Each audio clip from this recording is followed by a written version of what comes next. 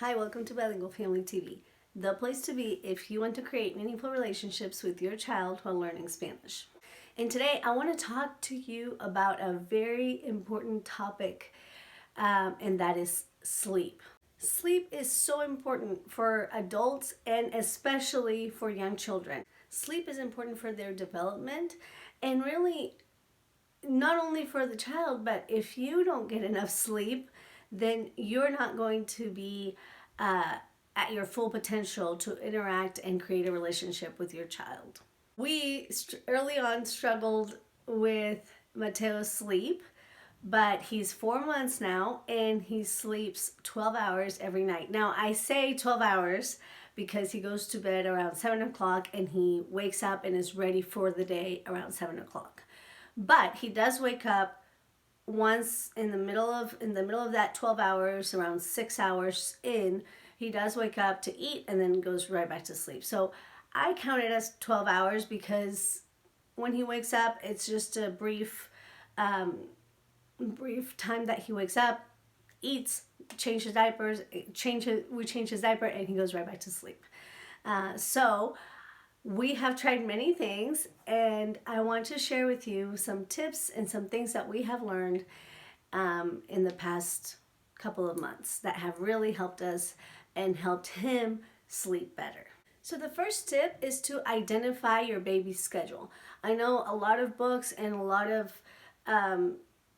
suggestions out there say to put your baby on a schedule, like be very strict and put a baby on a schedule. But I personally don't believe that. I think that we need to follow the child's lead, and especially early on, we really need to meet their needs. And everybody has a different schedule. I mean, we have different, some people are morning people, some people are night owls, and it's just important to respect that and see what their schedule is and accommodate your schedule to fit that. And so that if your baby, like Mateo, goes to sleep at 7 o'clock, then we're not going to go out to dinner at 6 o'clock because we need to do bath time, we need to do our nighttime routine before he can go to sleep. So that just means that we have to adjust our schedule to meet his needs. So you can start maybe taking note of when he starts getting tired, and then that develops his schedule based on his sort of his timing. The second tip is to work as a team with your partner. That is so important. Early on, my husband is a police officer, and so he works at nights, and he is a night owl. Just kind of, he has become that way. So when Mateo first came home from the hospital, we couldn't go to sleep. Like, we really couldn't go to sleep. We wanted to stay up and make sure that he was okay. So what we started doing was taking shifts. So he would stay up with Mateo up until 2 in the morning, and feed him and change his diaper, anything that he needed to during that time. And then I would wake up at 2 in the morning and stay up with him until about 5 or 6. I would stay up from 2 until about 9 o'clock, and then we would both be up with him. So, whatever works for you. Now he's back at work, I'm back at work.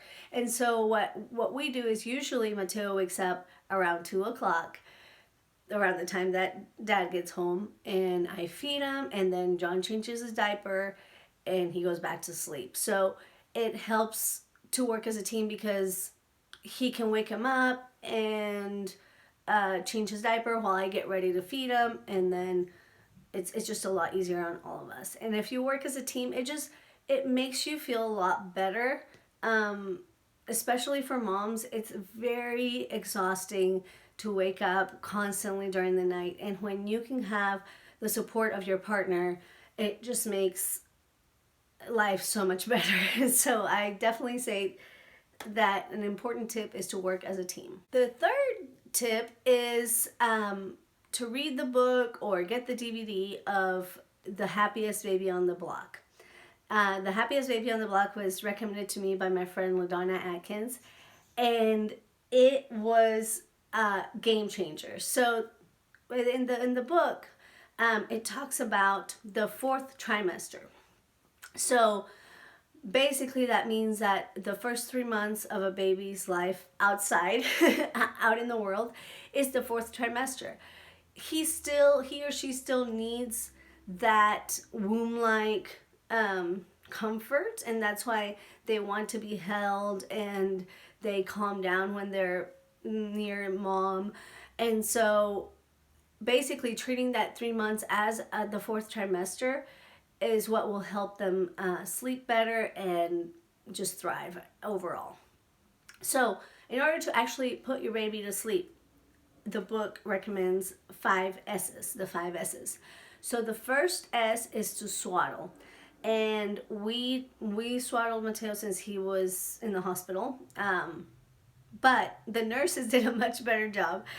When we got home, it was hard to swaddle him as tightly as they did. So we moved to the Swaddle Me swaddle, which has Velcro, and it really helps him go to sleep. I mean, he needs that, that comfort, just to feel kind of tight and snuggly like he did in the womb. So swaddle is number 1. Number 2 is, this is only for putting the baby to sleep. This is not for the baby to actually sleep, but it's to put him on his side or on his stomach. So he's on his stomach on your shoulder, to kind of soothe him into going to sleep. But of course, we know that sleeping on their back is best and is the safest way to sleep. So side or stomach to kind of rock him to sleep. Swaddle, side. The next is shush, or like shush, which is just that sound that is in the womb. I mean, when it's completely quiet, it's actually very different than the sounds that he was used to in your stomach. So what the book says is that inside of your stomach, it actually sounds like a vacuum is going on, or a dryer, or something like that.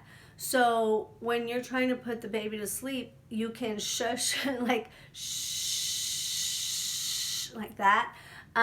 Or you can have a sound machine, or both. We have a sound machine that our friends Rebecca and Mary gave us. Thank you very much, and we love it. And the sound machine helps, but when we're actually putting him to sleep, we still, swaddle, put him on his side or up here, and do the shh. So that really helps. The next is swing or jiggle. So as you saw me earlier, you kind of jiggle him a little bit, and that kind of creates that same water-like feeling, like you're underwater, just kind of like a jiggle, and that helps him go to sleep. And then the last one is suck. So you can get a pacifier and help him, just to help him fall asleep, and then he doesn't need it afterwards. So these 5 S's, I'm sorry, I'm looking at my notes, but like these 5 S's, you can do them in that order. So start with the swaddle, with a tight swaddle. Then if he needs more comforting, then do the side, and then the shushing, and then the jiggle, and then the suck. So Mateo typically only needs the first 3. Sometimes if he's really tired, as soon as we put him in the swaddle, he falls asleep. There's no need to put him on the side or on his stomach, or shush, or swing, or put the pacifier. So those are the 5 S's. They have worked amazingly for us, and I highly recommend them. The next tip is to have serious naps. Now, this is what I mean by serious naps. So Mateo just woke up from one of his serious naps. Before we implemented the serious naps, we basically would let Mateo fall asleep anywhere, in our arms or in his little rock and play for naps. And as he was getting older and his sight and his hearing was getting stronger, he was having a hard time staying asleep if he wasn't, swaddled and sort of in a sleeping environment. So that's why I think serious naps are so important, because if you're not well rested during the day, it's going to be hard for you to fall asleep at night for little ones anyway. And again, with the serious naps, you can go back to tip number one. You can go back to tip number one and really notice their schedule, like their own schedule, and when they get tired. For example, Mateo takes his longest nap is around noon, so we make sure we sort of base our schedule around that. And the last tip is sort of the icing on the cake, and that is our little warmie, or this one's called Warm and Cozy, but it is a stuffed animal, and it has rice and lavender inside, and you heat it up. Whoa, ¿a dónde vas? ¿A dónde vas? Wait. Okay.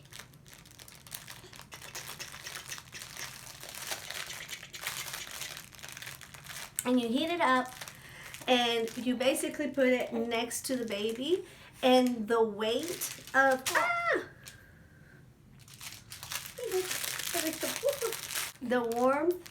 the weight and the warmth of the stuffed animal sort of mimics your warmth and your, when you're holding the baby, that weight that they feel. Ooh, salud. The weight that they sort of feel next to them. So the first night, my friend Rebecca gave me this, and the first night that we tried it out, Mateo had been waking up every 2 hours, sometimes every hour and a half.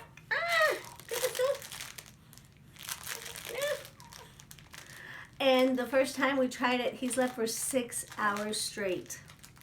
So we cannot live without Dino. Okay, well, there you have it. Let's see, 1, 2, 3, 4, 5 tips for helping your baby sleep. Yeah? Sí. Vamos a dormir.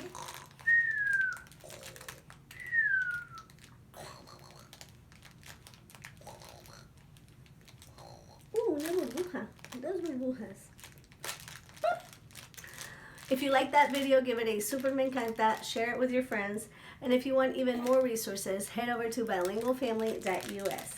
Thank you so much for watching, and remember, second language acquisition is all about relationships. Adios! Adios, amigos!